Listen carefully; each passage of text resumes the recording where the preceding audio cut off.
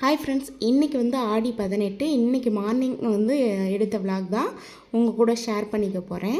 So இன்றைக்கி காலையில் 3:30க்கெலாம் வந்து டே ஸ்டார்ட் ஆகிடுச்சு. 3:30க்கெலாம் ஃப்ரெஷ் ஆகிட்டு வந்து டோர் ஓப்பன் பண்ணிவிட்டு கோலம் போட்டுடலாம் ஃபஸ்ட்டான்னு சொல்லிவிட்டு கோலம் போட்டேன்.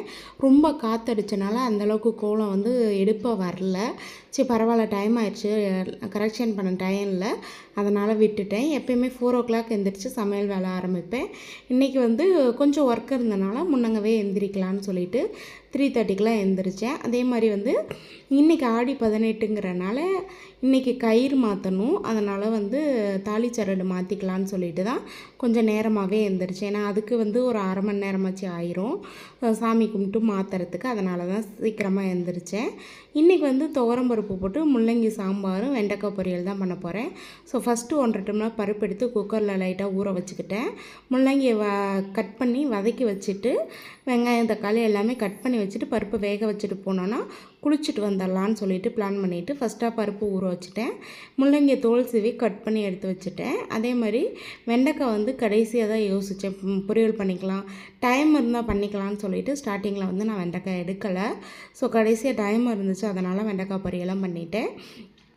ஸோ குளிச்சுட்டு வந்தாலாம் நைட்டே ட்ரெஸ் எடுத்து ரூம்லேருந்து வெளியே வச்சுட்டேன். ஏன்னா தம்பி வந்து காலையில் போய் லைட்டாக நைட் ஃபுல்லாக நல்லா தூங்குவான், காலையில் லைட்டாக டோர் ஓப்பன் பண்ணால் கூட முழிச்சுக்குவான். அதனால் ஸோ குளிச்சுட்டு வந்துட்டு சாமிக்கிட்ட வந்து விளக்கேற்றி டேவை வந்து ஸ்டார்ட் பண்ணிவிட்டேன். கிட்டத்தட்ட டைம் கரெக்டாக ஒரு 4 இல்லைனா 4:05 இருக்கும், 4:05 இருக்கும்.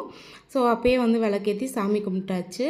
சாமி கும்பிட்டுட்டு இன்றைக்கி காப்பரிசி பண்ணி வைக்கணும். அதனால் வந்து காப்பரிசி பண்ணி சாமிக்கிட்ட பிரசாதமாக வச்சுக்கிட்டேன்.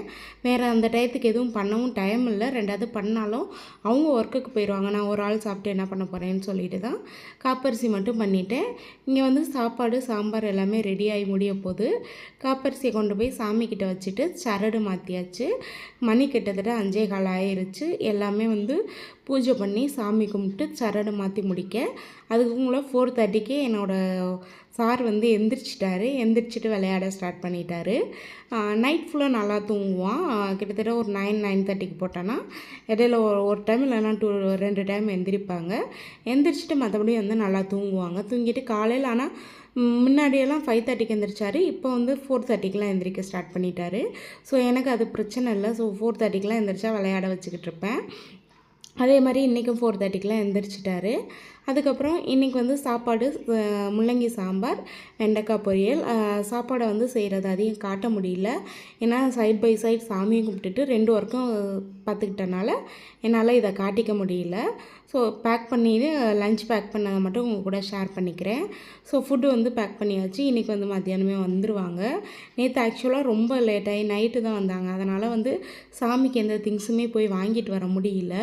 ஸோ நான் சொன்ன மாதிரி காலையிலே எழுந்திரிச்சு சார் விளையாட ஸ்டார்ட் பண்ணிட்டாரு. இப்போ வந்து கிட்டத்தட்ட 6 மணி ஆயிடுச்சு அவங்க அப்பா கிளம்புற நேரம். ஸோ அந்த நேரத்துக்கு வந்து வெளியே கொண்டு வந்து ஒரு ரூம்லேருந்து வெளியே போட்டோம் அப்படின்னா நம்ம எங்கிட்டு நடந்தோம்னாலும் சரி நம்மளை திரும்பி பார்க்குறது தான் வேலையாக இருக்கும். நம்ம கிச்சன் சைடு போனால் கிச்சன் சைடு பார்ப்பார், பெட்ரூம் சைடு போனால் பெட்ரூம் சைடு பார்ப்பார். ரொட்டேட் ஆகிட்டு பார்த்துட்ருக்கிறது தான் வேலை. அதுவும் நம்ம காலை வச்சு சவுண்டை வச்சே கண்டுபிடிப்பாங்க. ஸோ அதனால் வந்து அவர் கூட கொஞ்சம் நேரம் நடந்து மாறி நடந்து வெறுப்பேற்றிக்கிட்டு இருந்தோம். அதுக்கப்புறமேட்டுக்கு அவங்க காலில் விழுந்து காலையிலே ஆசீர்வாதம் வாங்கிட்டு ஃபஸ்ட் டைம் வந்து காலில் விழறான். இவ்வளோ நாளைக்கு ஒரு 6 மாதத்துக்கு இப்போ தான் ஃபஸ்ட் டைம் காலில் விழுந்து ஆசீர்வாதம் வாங்கிட்டு விபூதி வச்சு விட்டாங்க. விபூதி வைக்கிறதும் தேங்காய் எண்ணெய் தடவுறதுக்கு மட்டும் அந்த தலையை விடவே மாட்டான். அதுக்கப்புறம் அவங்க ஒர்க்குக்கு கிளம்பி போகும்போது கிட்டத்தட்ட 6:15 ஆயிடுச்சு. ஆடி 18 அன்றைக்கி சிம்பிளாக சரடு மாற்றிட்டு அதே மாதிரி ஒரு சின்ன வழிபாடும் பண்ணி முடித்தாச்சு. என்னால் இந்த டயத்துக்கு இவ்வளோ தான் பண்ண முடிஞ்சிச்சு. ஸோ தம்பியை வச்சுட்டு பண்ணி முடித்தாச்சு. ஈவினிங் வந்து கோயிலுக்கு போகலான்னு சொல்லிட்டு பிளானில் இருக்குது. ஸோ அவங்க வந்ததுக்கப்புறம் ஈவினிங் கோயிலுக்கு போகணும். என்னோடய காலை வழிபாடு இப்படி தான் போச்சு. ஸோ இன்னொரு வீடியோவில் அவங்க எல்லோரையும் மீட் பண்ணுறேன். அது வரைக்கும் பாய், தேங்க்யூ.